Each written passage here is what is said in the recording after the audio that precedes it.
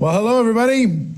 Welcome to day 3 of 7 in 7, how to develop 7 skills in 7 days. There is a little risk of overwhelm. There is a little risk of, oh my gosh, I'm still trying to implement what I did in day 1, building my list. Oh my gosh, figuring out inviting, that's a whole thing, and I've started on that. But I mean, a lot of what I said before is, look, a lot of the learning is in the doing. But we're going to smash through this. This is a crash course. We're going to smash through this in 7 days. You've got an unlimited amount of times you can watch it over and over again. What I want to have happen, my objective, is to take your confidence level and your activity level up and give you a roadmap that gives you the best chance for success. Okay? So in doing that today, we're going to be talking about presenting. And what I want to do is describe to you, can you take that little arrow off the screen? Oh, well? Yeah. All right. There's 2 different categories when it comes to presenting that you need to understand the differentiation between this and the importance of each.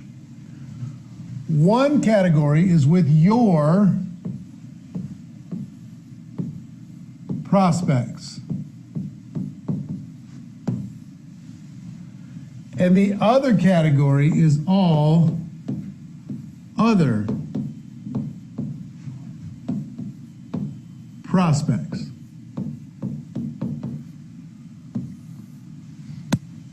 Two distinct categories. It's really important that you understand this because look, as I told you, when I first got involved in the profession of network marketing, I tried to go first party, which we discussed yesterday. I tried to just go tell everybody, let me give you all the facts about the company. Let me tell you everything about the products. Let me tell you everything about the compensation plan. And people judged me because it was first party and I got very, very minimal results. And then I learned to use third party, right? If my lips are moving, to point, read, introduce, or tell stories, never to be the fact giver, always to be the connector between the prospect and the information. Okay? So what I need you to understand here is there's a little bit of a differentiation. It's not one size fits all. Your prospects, you need a third party,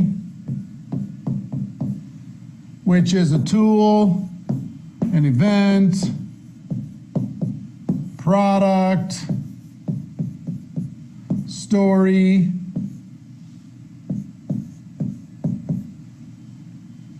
video, website, podcast, upline, you know, 3-way phone call, 3-way chat, anything that's not you, you need to use a third party when it comes to your prospects. So when it comes to presenting to your prospects, you need to get really, really clear that you're not the fact giver. Your job is to connect people to the information. Now, what is your job is to edify these things. Wow, this tool is amazing. This event is unbelievable. This product is incredible. Let me tell you a story. Now, even if it's your story is one of the most important things that you're going to need to develop. Your story, one of the most important things that you need to practice, you need to work on, you need to develop in order to properly connect to that prospect. So what I like to tell people is tell the story and then do the thing. Tell your story and then whatever the thing is that's working, third party inside your company, then do that thing. Tell the story, sample the product. Tell the story, show the video. Tell the story, send them to the website. Tell the story, have them listen to the podcast. Tell the story, connect them with your upline. Tell the story, get on a 3-way call. Tell the story, show them the tool. Tell the story, invite them to the Zoom. Whatever it happens to be, tell your story, do the thing. Okay? Now, to start this, I want to take you to a little storytelling workshop that I did recently that will show you how to craft your story. And it's just a little bit more interactive and fun, taking it from a live event to share it with you. So let's do that now. Check it out, and I'll be back when that storytelling workshop. Pay special attention. Your story is really important.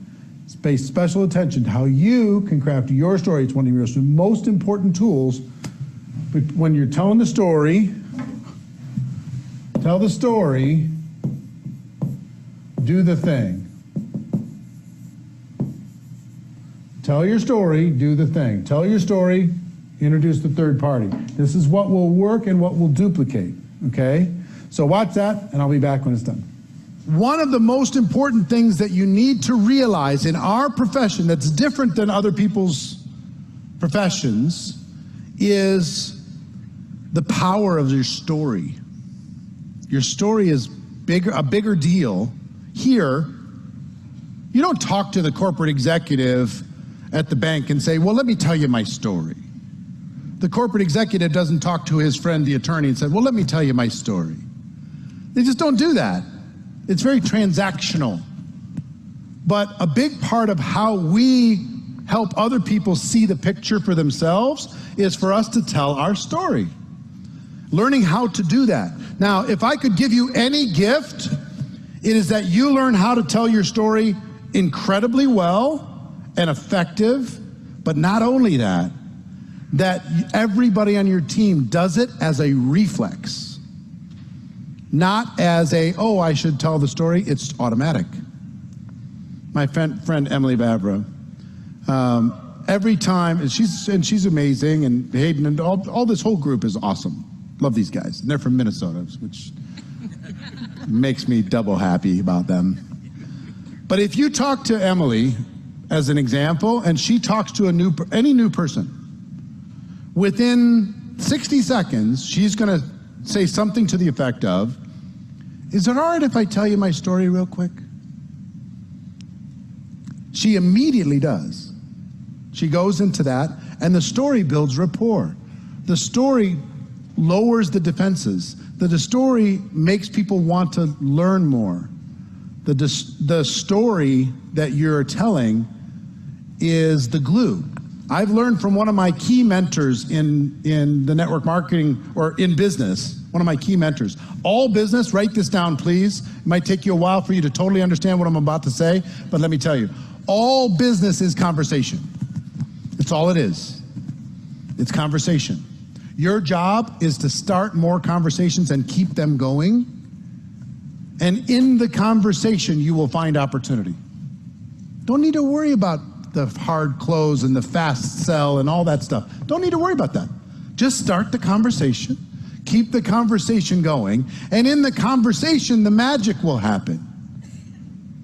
So if people are talking, you and people in your group are talking about your business is in action. Your business is alive. If conversations have stopped, your business is dead. So your goal is to create conversation. What a better way to create conversation than through story. Story is amazing. So I'm going to teach you how to tell your story. We're going to go through a little exercise. If you're ready, say I'm ready.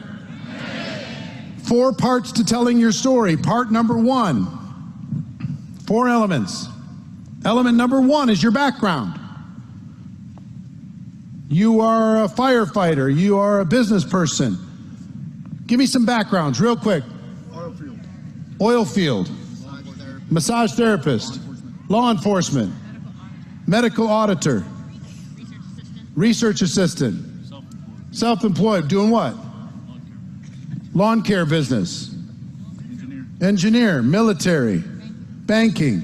Real estate. Fund manager. Corporate America what? Sales. IT. How about you? HR. How about you? Law enforcement. Everybody's got one. If you're a teacher, you're a firefighter, it doesn't matter. If you're a student, that's your story. I'm a student. You know? I wait tables. Whatever it is, everybody's got a story. So your background is part number 1. Part number 2 of your story is what you didn't like. What were the parts of that background that weren't perfect for you. Now, I'm not telling you you have to say, I hate my background. I was a teacher and I hate it. I'm not saying you have to do that. I work for a charity and I hate it. I'm not saying you have to do that. But there is something that is not perfect in any background. If you're a blue-collar worker, maybe it's hard on your body. Maybe it's dependent on the economy up and down. Maybe it's dependent on the weather, whether you're working or not. Unions, who knows? All kinds of things outside of your control. If you're a teacher, maybe you have to deal with politics. You're underpaid for what you're doing. You know, you got to watch out in that world, and you are so passionate about it, but no matter how good you are, there's only so much they're going to pay you. Even if you're the best teacher in the world, there's only so much you're going to get paid to teach 6th grade English. I'm sorry, that's all you're going to get. Right? No matter what it is, there's something. Might be money, might be appreciation. It might be you're bored. You know, there's no challenge anymore. There's something about it that causes you to search for something more. Part 3 of your story is that you found a solution. You found a solution. You found something that will help you to develop the other part of your life. You found a solution to being underpaid. You found a solution to being underappreciated. You found a solution to being out of control of your own future. You found a solution to having to kiss somebody's butt every single day that you don't respect. You found a solution. And then number 4 is how you feel about the future. How do you feel about the future now? How do you feel when you get up in the morning, now that you have a solution, now that you've found this thing, now that you've created this new path in your life? Even though you're maybe still full-time in that background, but now you've got a way where 3 years from now, 5 years from now, you can be living a different life. Okay? So, I know we have lots of different organizations here, so I'd like you to keep this without company names or without product mentions. But what I would like you to do in a moment, and I want you to play like a pro in this session, okay? Don't be an amateur or a poser and be too cool for this stuff. Because I get it. I'm about to ask you to tell your story to a stranger. And when they go and when I am at church and they say hi to the person on your right and on your left, guess what I say hi to? I say hi to my wife and I sit down. I'm asking you not to do that. Some of you are going to say, this is an excellent time to go to the bathroom because I've been needing to go to the bathroom. Right? Don't hide from this exercise. Feel it. I want you to find somebody you don't know well. And also, please don't say, let's pretend we don't know each other. Don't do that either. I want you to find somebody you don't know well that speaks the same language as you. And I want you to tell your story to them. And I want them to turn around and tell their story back to you. I'm going to give you a total of 5 minutes. 30 seconds to find your partner. 2 minutes for one side, 2 minutes for the other side, and back in your chair. You have to work with me. When I say stop, get back to your chair. Ready, set, go.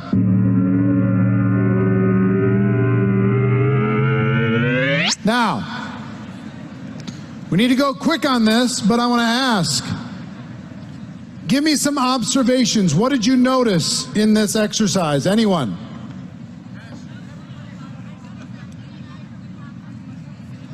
She noticed that the two of them had a lot in common. How many people noticed you had a lot in common with somebody else? All right, what else? They're in love with one another. They're in love with what they're doing. The passion is infectious. What else? Everyone has a story. Everyone has a story. Everybody had a problem. Everybody has problems. Huh? Everybody found a solution. They weren't just whining about it. Off the mic unless Eric got cookie. Go ahead. Wow. 1 second, I need to breathe. Okay. I'm 67 years old, and It's not that big a trophy, come on. and a quarter. Yes. I understand now when I tell my story that is not the right way, that there is a better way, because now I have zero income and I decide that this is my way to help my family and to help others, because I am a nurse. I was born a nurse. I want to help people and I want to help my family. And the other way bring me in 67 and a quarter with zero income. That's most people. So this, 2 weeks ago, I quit the job that I worked so hard. I cannot believe how I worked so hard. I took the money that they gave me and I come here. Nope. Well, congratulations. Here we go.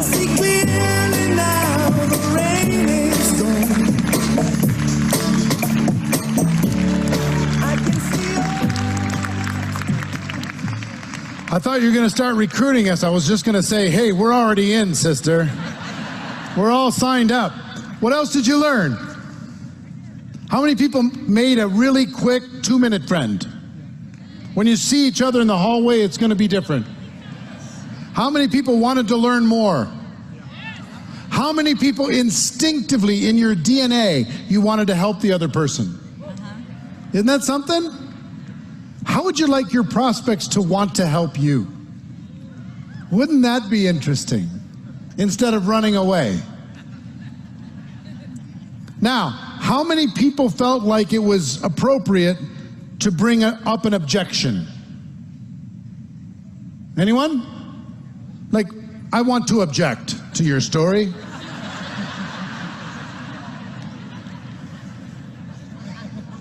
How many people felt a need to criticize the other person? Anyone? No criticism, no objections, all love. In 2 minutes. How many people went second? Raise your hands, please. And how many of you were more open because the other person went first? Like, oh, all right, you went first. All right, I'll tell you my real story. I was going to tell you the fake story, but now I'll tell you the real story since you told me the real story. Fine. So,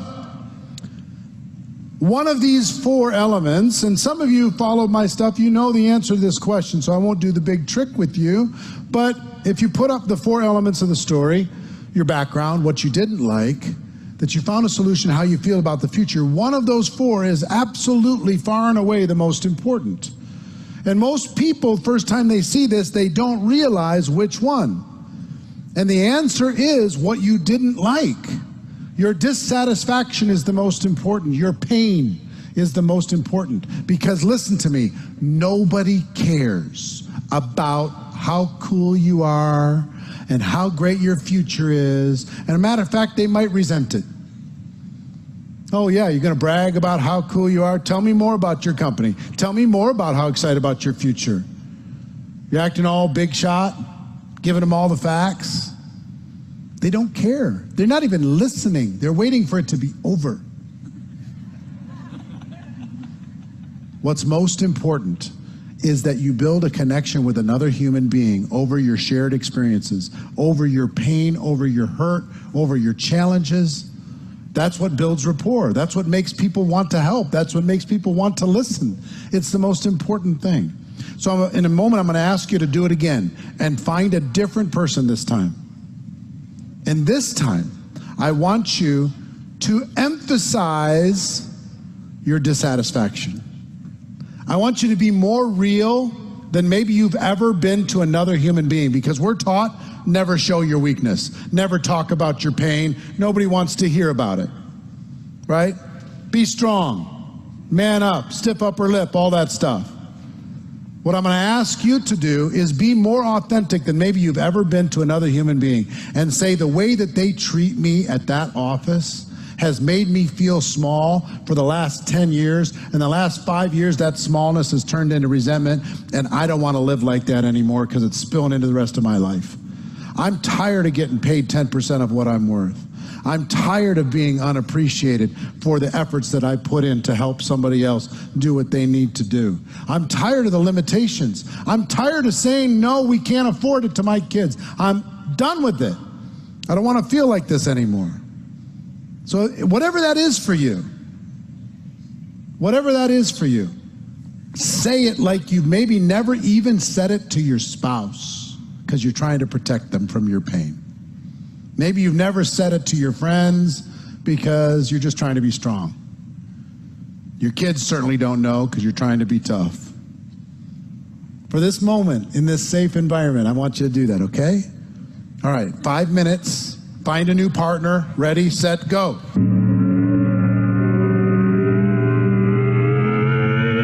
All right. How many of you had an enjoyable experience? Raise your hands, please. How many people made another 2-minute friend? When you see him in the hallway, it's going to be special. How many of you traded information because you want to stay in touch? How many are going to see him later tonight? Just kidding, I'm just kidding. Vulnerability's sexy, I'm just saying. I've been really trying. Now, here's the thing. This isn't hard. This is friendly. This is light. This is enjoyable. Most of you did this with a perfect stranger. And within a few minutes, you built rapport with another human being. The opportunity to talk to that person. How many people felt like you wanted to learn more? Tell me more, right? It's natural. Any entrepreneur naturally connects the dots in their mind. If you just tell a story, an entrepreneur is going to say, well, maybe this could work for me. I don't know. Maybe. Entrepreneurs connect the dots. Entrepreneurs can't walk into a venue like this without counting seats. An entrepreneur can't look at the concession stand outside and figure out how many people they got and what's going on. I mean, entrepreneurs are a unique breed. They look for opportunity, and they look to see how they can connect with the opportunity. So, doing this is critical and it's important, and you need to do all 4 things. I'm going to do a 2-minute exercise with you, and you don't need to leave your seat. What I want you to do is, I want you to do your story one more time. 2 minutes, 1 minute on each side. That's it. But this time you're forbidden to give your background, and you're forbidden to talk about what you didn't like about it. You can't do that. All you get to talk about is, hey, I found a solution. Here's how I feel about the future. Okay? 1 minute, and then turn around. The other person gets to do it 1 minute back to them. You can stay in your seat to do this with the person next to you. Ready, set, go. 2 minutes.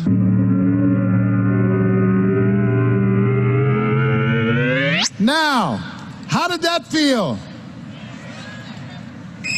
Way different, right? How many people did it feel pushy? Did it feel salesy? Rushed? Awkward? Incomplete? Didn't know where to start? See, here's what I'm talking about. It's the same 3rd and 4th thing that you talked about before, but without building rapport, it feels way different.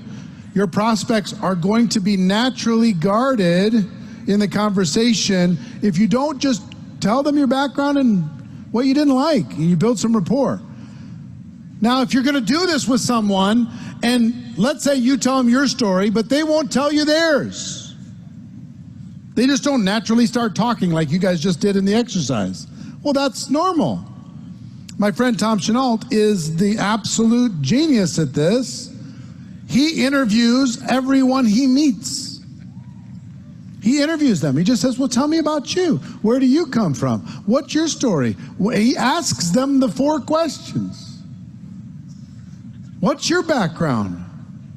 Were there any parts of your background that wasn't the perfect scenario? What was the good part? What was the bad part? What was the challenging part? If you could change any part, what would you change? He gets all this information, builds rapport with another human being, and then it's very easy for him through his story and through effective follow-up to build a connection and at least get a person to take a look with an open mind. That's the goal. So you need to develop the muscle of storytelling. Guess what most of you are really good at right now? Fact giving. Let me tell you how awesome my company is. Let me tell you how amazing my product is. Let me tell you how incredible the compensation plan is. Have I told you we're expanding into a new country? Have I told you we have this new tool? Let me blah, blah, blah, blah, blah. Nobody cares. Take a second, build rapport, build a connection with a real human being, and then they'll learn everything you got. Don't worry about it. So, learning how to tell your story. Now listen, I want you to practice this because your story is really, really, really vital. Story builds a bridge. Story builds trust. Your story gives you the opportunity to say, have you heard the news? Set up the tool. If I introduced you to one of these things, would you watch it? Would you consume it? When can you do it for sure? So if I talk to you after that, you've done it for sure, right? What's the best number and time for me to call? What we talked about yesterday? Tell the story, do the thing. The reason why this needs to say very basic with your prospects is you want a person to think three things when it comes to looking at your business. You want them to think, this looks simple, I think it'll work, and I think I could do it. I think maybe we have a graphic that says that. This looks simple, I think it'll work, and I think I could do it. Okay? This looks simple, I think it'll work, and I think I could do it. That's what you want everybody to say, because then you have duplication. See, the evolution that I went through is I was so embarrassed not having the answers, so I decided, you know what? I'm going to get all the answers. I'm going to become a presenting ninja.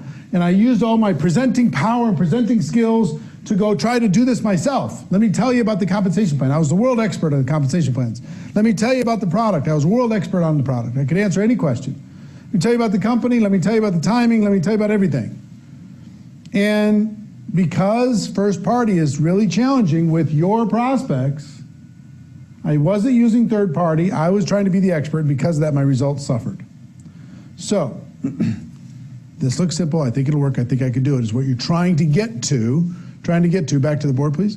Trying to get to when it comes to your prospects. Now, all other prospects, it's a different story. Because guess what you become if you have somebody on your team,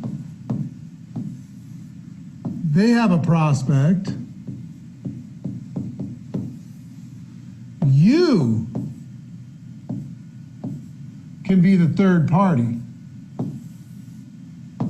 The team member introduces the prospect to you, and you could be the third party, and now you get to give the facts. So a team member comes to you and says, hey, I want to introduce you to my friend Sally, and Sally is just learning about this. I told Sally my story, and I thought I'd introduce him to you because you know more about it than I do. Then you can go to Sally, tell your story, and help the team member, okay? So there's several layers of becoming a network marketing professional. I heard somebody say this early on in my network marketing career, and it changed everything for me, and that was whoever holds the marker makes the money. And I was like, wow, I want to make the money. He said, well, you gotta, what they're saying is you gotta get up in front of people. If you learn how to do presentations, you're gonna make more money. And I found out that that was actually true. So phase one is your story. Back then, we used to do live opportunity presentations, and at the end of those opportunity presentations at these hotels, they would have 8 or 10 people stand up and give a quick 30 to 60 second testimonial. So I learned how to tell my story with the 4 steps that we just described. 1, 2, 3, 4, okay? And it was rough at the beginning, and I got a little bit better, and over time, I was able to feel real comfortable with it.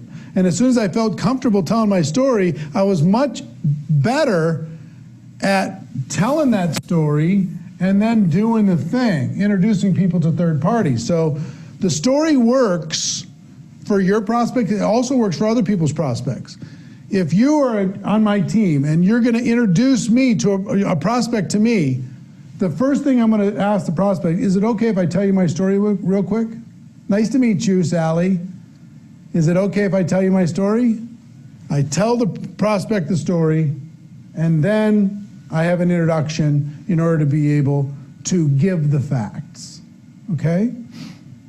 So that's the first thing that you need to master is your story for your prospects and for other people's prospects. Second,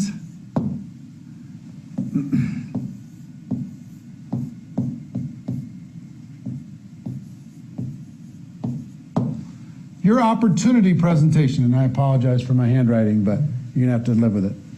Your opportunity presentation, you need to learn.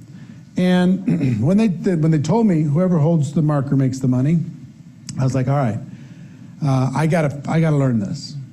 I gotta get up in front of people. I want to be one of those people at the local meeting. I want to be one of the people who can do a presentation at a moment's notice.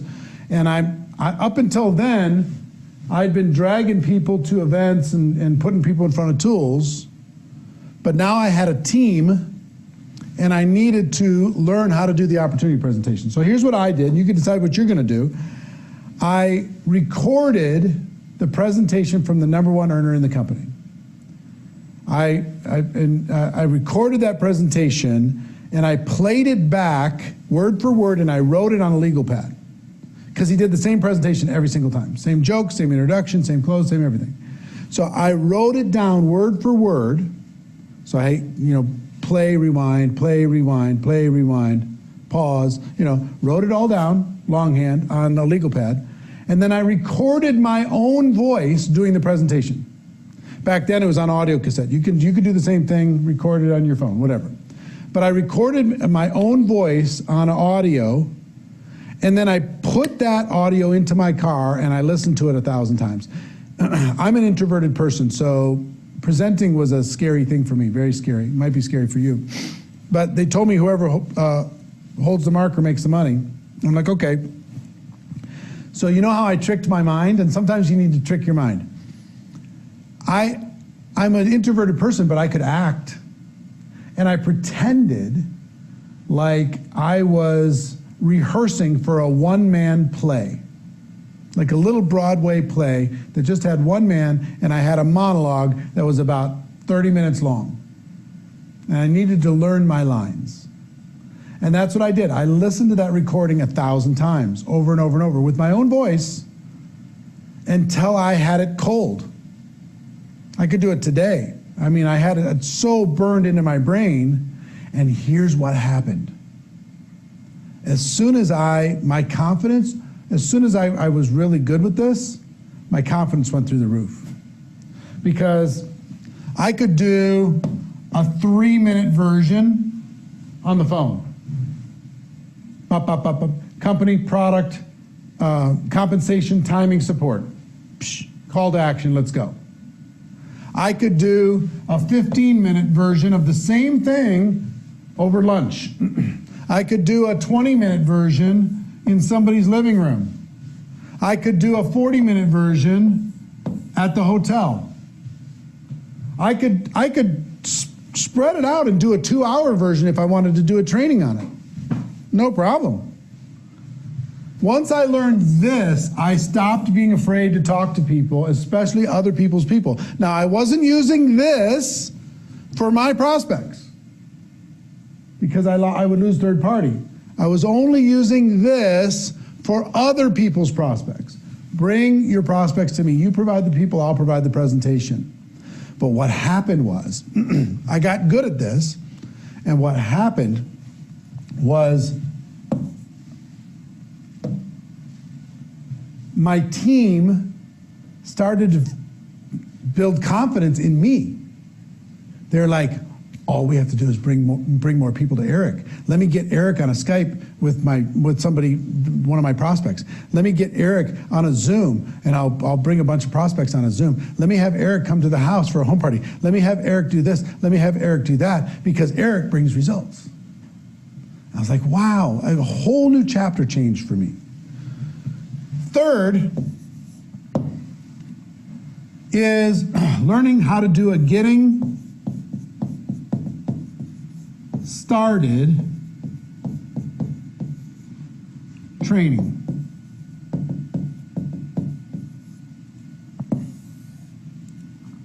A basic training. Like first steps. We have a course here inside of GoPro Academy called First Steps that you can incorporate to create a basic getting started in your company. How do you get started? Somebody joins, you know, like what if you were so good at training somebody that you could take these elements or whatever your company provides, and you could do a getting started training for all the new team members that joined your organization once a week or once a month. And people were so confident in your ability to train those people that they just would recruit them like crazy with confidence. They'd bring them into that, and you could provide the training. Once I learned that, that was like phase 3. Phase 1, phase 2, phase 3. Uh-oh.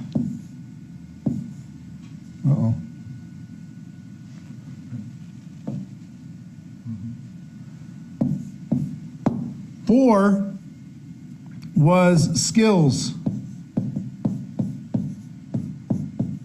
training. Can you learn enough to do a Super Saturday? Can you learn enough to do 8 hours of training? Can you do 1 hour on each skill?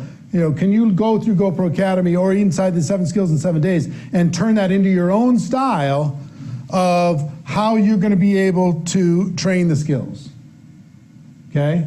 And then the fifth is like a keynote, a signature talk, a inspirational talk, something so good that your company would want you to give it on stage, something so good that people would invite you to and fly you in to their market. Please just tell that story. Something so amazing, which you can develop, you can actually do, okay? So these were the steps for me.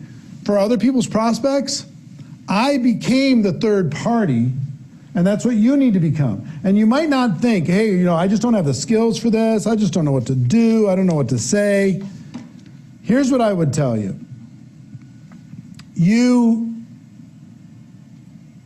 If you start with story that you can use on both sides. Over here, you're telling the story, doing the thing.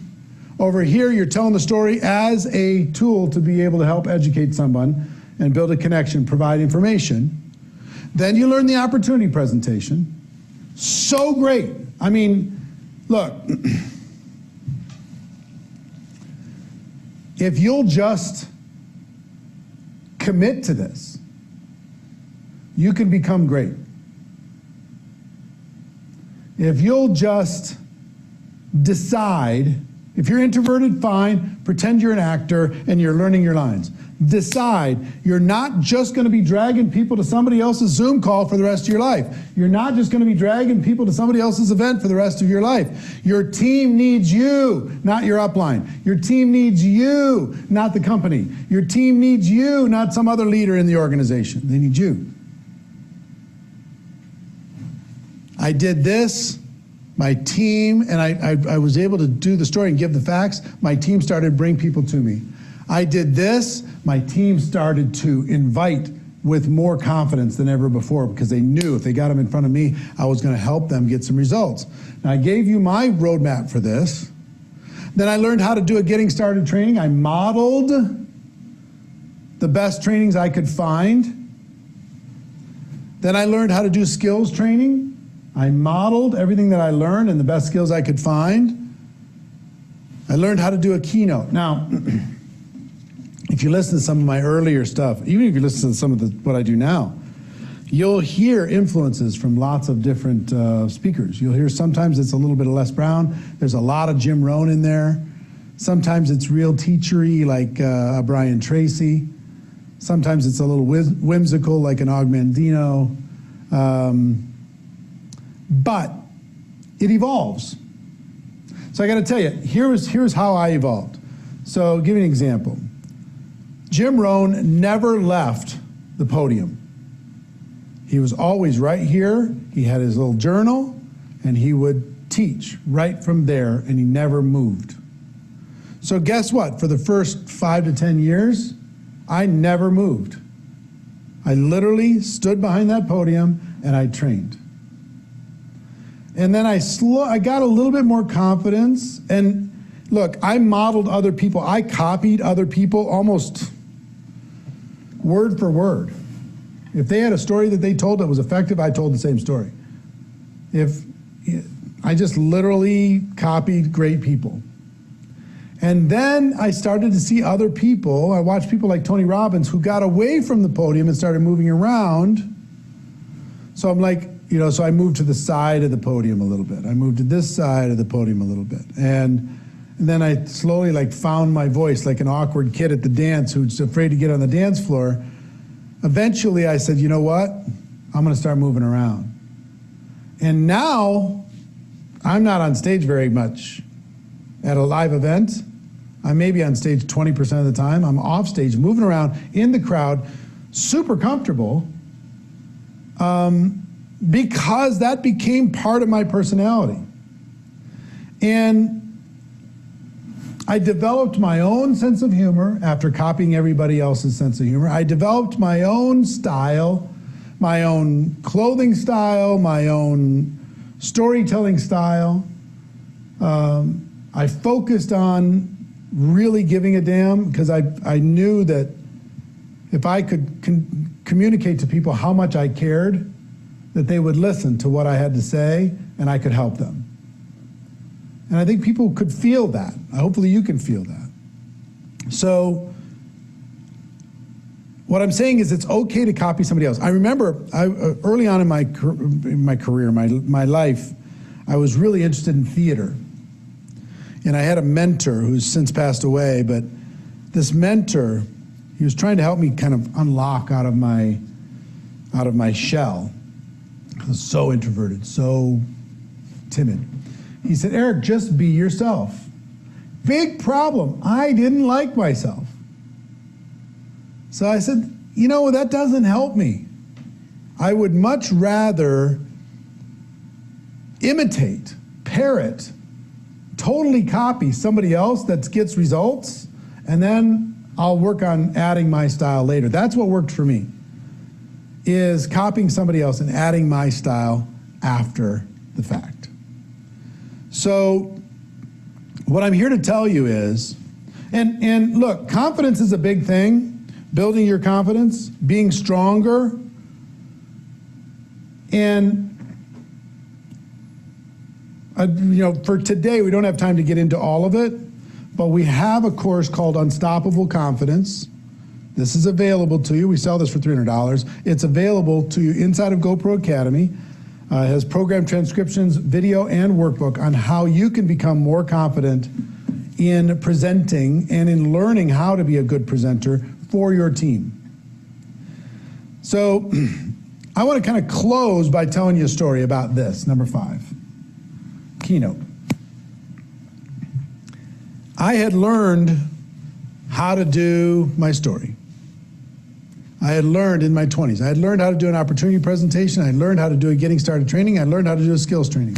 I'd never really done a keynote. I kind of consider myself, even now, I don't consider myself an inspirational guy. I don't consider myself a motivator. I consider myself a teacher more than anything else. But I was 1993, I believe. I just had my biggest year, 29 years old. I'd made $980,000 that year. And I'm in the top 10 of my company. And I remember I was standing next to the #1 earner in the company and the CEO of the company. And we were going to have a convention at America West Arena in Arizona, and that 14,000 people were coming to this convention. And I really wanted to get on stage. I really wanted to be part of the presentation somehow. And so joking, kind of half joking, in front of the CEO and the number one earner, I said, you know what? Number one earner here, you know, yeah, he's probably a better networker than I am, but I can do a better presentation than him anytime. At the convention, for example, oh, I could crush him. Just joke, haha. Number one earner laughed, but the CEO went, really? Okay. Tell you what, I'm going to give you both 12 minutes at the convention, and we'll see who can give a better presentation. The convention was 90 days away. We'll see who can give a better presentation. All right, we'll see. I'm going to have I'm going to pick some judges in the crowd, and we'll let you know who's going to be number one. But good luck. Now, the number one earner, he didn't feel like he had to prepare. He was number one. He's going to walk out, be number one. He's going to win. I decided this was a moment that I needed to work on. And I would encourage you to do the same thing. So I went to work. I listened to some of the greatest speeches ever. I watched what some people did when it came to storytelling, how they used quotes, how they used repetitive phrases. I listened to I Have a Dream. I listened to all different kinds of speeches from around the world. I bought books on quotes and speeches, and I started to write my speech out, and then I practiced, and then I'd write it again, and I'd practice, and I'd write it again, and I'd practice for 90 days, preparing for a moment. And what happened for me in that moment changed my entire life. Now I'm going to end by playing you. There's no video of this that I'm aware of. I don't believe there's any video exists of this actual speech, which is 27 years ago. Yeah, 27 years ago, okay? But there's an audio of that presentation. Several years back, people put some images onto the audio of that presentation. I want you to hear it, but before I go there, and that'll close out our session, and then we'll see you tomorrow. We'll be talking about follow-up questions and objections tomorrow. I want you to know, when that speech ended, my network marketing career changed. My team, their confidence in me went through the roof.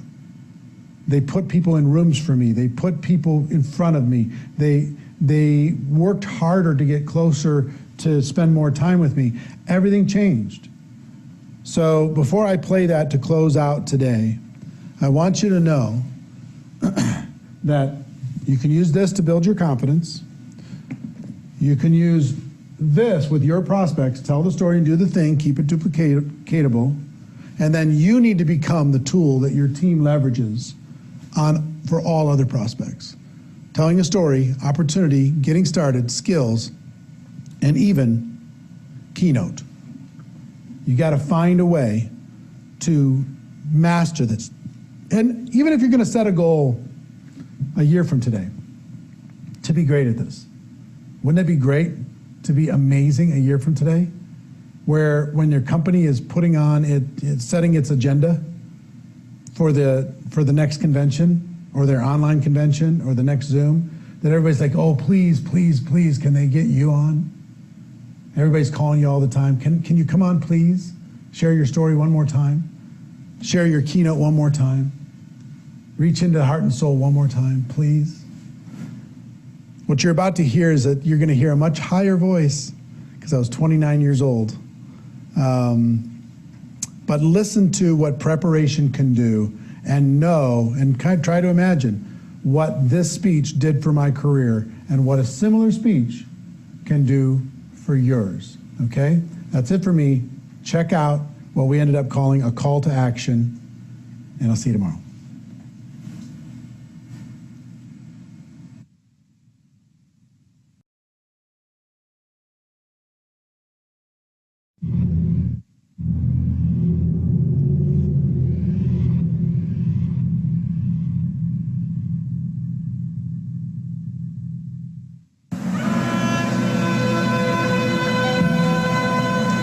Over 200 years ago, there was a revolution, an American Revolution, an event that literally changed the course of history. It was led by a group of unsatisfied people. People who were tired of being told what they could do and when they could do it. People were fed up with their lack of choices and their lack of personal freedoms. People fed up with their lives being controlled by others. Fed up with being oppressed, fed up with being manipulated. They finally said, enough, I've had it, and I'm not going to live like this anymore.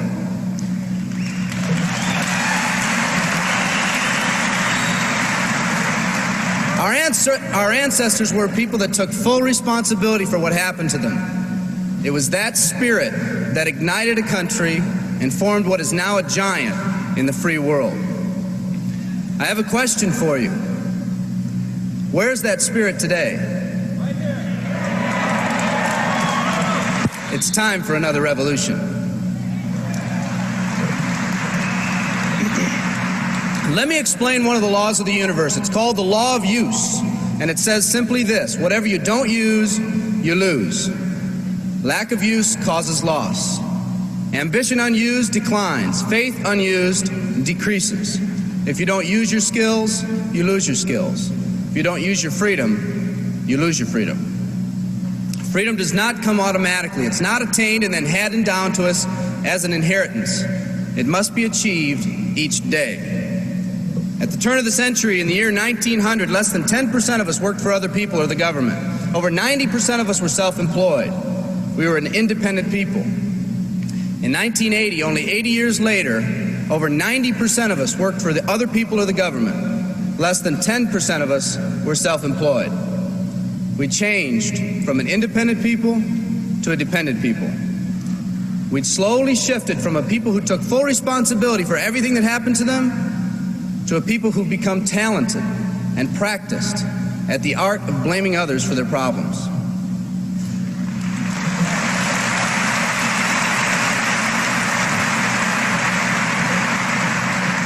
Our giant has fallen asleep. Our forefathers didn't say, who's going to take care of me? They simply said, all I ask is the opportunity to be free and the ability to take care of myself and my family. Today, we elect officials who will quote-unquote take care of us. We cry out against anyone who dares to ask us to provide more value in the workplace. We do everything we can to spread around the suffering in our society, and yet no one is willing to step up and be part of the solution. We've slowly changed from a society that compensates based on value to a society that compensates based on entitlement and seniority. What we've come to believe is our due. We act as if someone actually owes us a living. Part of this change is due to the dramatic rise of conformity in our society. We're all taught to conform. Incredible pressures are put on us every day to do things, quote unquote, the right way. And yet no one asks the question, is this really the right way? A man once said, I'm just a collection of mirrors reflecting what everyone expects of me. We live our lives to please those around us, and the scary thing is, the people around us are doing exactly the same thing. Psychologist Rollo May calls us outer-directed people. We don't act, we only react. We seek not to be outstanding, but to fit in. We're able to respond, but not to choose. Perhaps that's why a wise man once said, the mass of men lead lives of quiet desperation. In order to change, we need to become inner-directed people. People with our own purpose. People who are not easily swayed by the opinions of others. And that's difficult because from a very early age, we look to the opinions of others to orient ourselves and to validate our decisions and our actions. Nietzsche said, we need more strong people in this world because the weak, by their sheer mass, are forcing weak ideals and weak values on us all.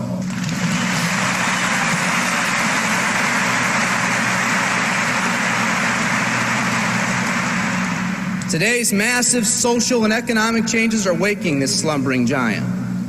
Some people may not be ready right now for the changes happening today in today's society. It doesn't matter if they're ready or not. An old proverb says, if a man wants his dreams to come true, he must first wake up.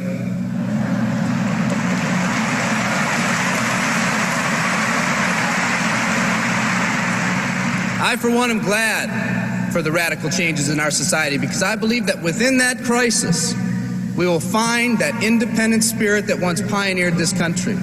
Some of us are finally ready to change. The displacement of our workforce has caused many of us to start searching for something better. Moving products and moving services is our business and our goal, but what we are becoming in the pursuit of that goal is a larger and much more important issue. The rekindling of our independent spirit has more lasting value.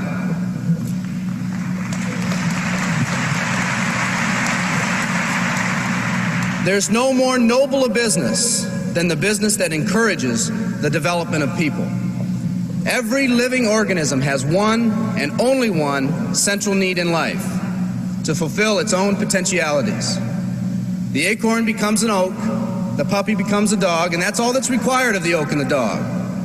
But the human being's task in fulfilling his or her nature is much more difficult. The reason is, unlike any other living creature on this planet, you've been given the dignity of choice. You'll not grow like a tree. You'll grow only as you plan and choose to grow. When a person chooses to live, two things happen. First, assuming responsibility for themselves takes on a whole new meaning. They accept responsibility not as something they've been saddled with, but as something they themselves have chosen. The second thing that happens is that discipline from the outside is replaced by self-discipline. They accept discipline not because it's commanded, because they themselves have chosen what they want to do with their lives.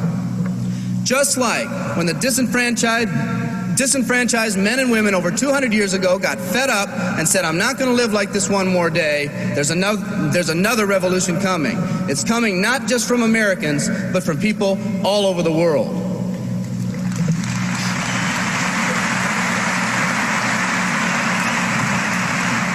It's coming from people who've been oppressed in meaningless jobs, from people who've been unjustly held back, from people who've been slighted or ignored, from people who've had their hopes crushed time and time again by the circumstances around them, from people who've been playing in a game where the rules weren't the same for everyone, from people whose dreams have almost died by the methodical dripping of negative and pessimistic forces, people who've just been waiting for the right opportunity to present itself, an opportunity that they could hold on to, believe in, a place where people believed in them. I hear the rumbling of this coming revolution every day. The old rules are changing, and society is finally ready for that change.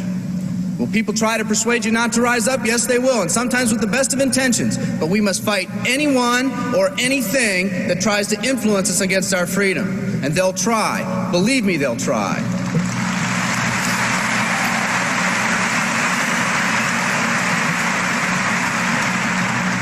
They'll try to suggest you off course, to nudge you off course, to distract you off course. There's another revolution coming, and it's going to be led by a group of unique and courageous people like you.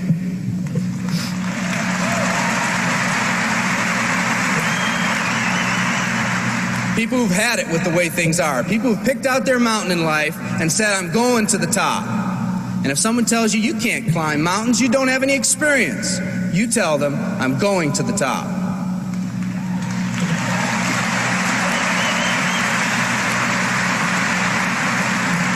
And if your neighbor tells you, "Come on, choose another mountain, that one's too rocky," what are you going to tell them?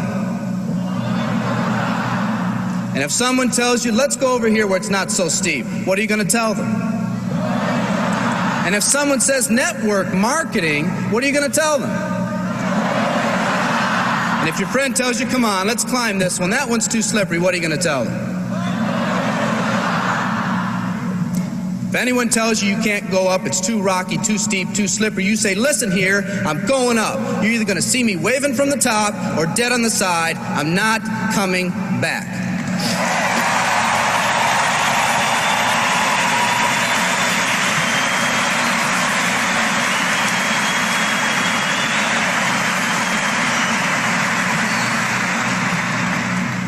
There's something about the do-or-die attitude. It's almost like when someone has a do-or-die attitude, time, fate, and circumstances seem to get together, have a hasty conference, and say, they say they're going to do it or die. We might as well let them have it.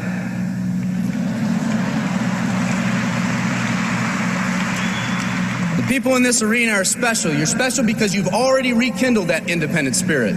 You've already said that you're not going to conform to negative pressures around you. You've all said enough, I've had it, and I'm not living like this anymore.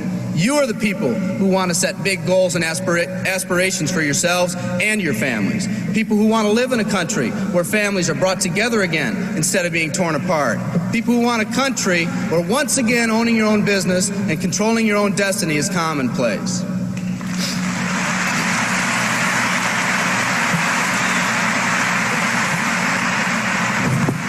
People who want a country where every man, woman, and child is treated with equal respect and dignity.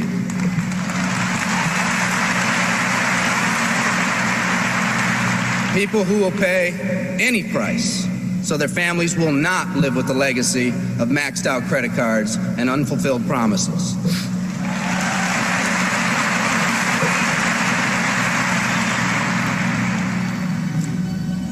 Today, we stand at the genesis of a new revolution, and people like you are going to lead it.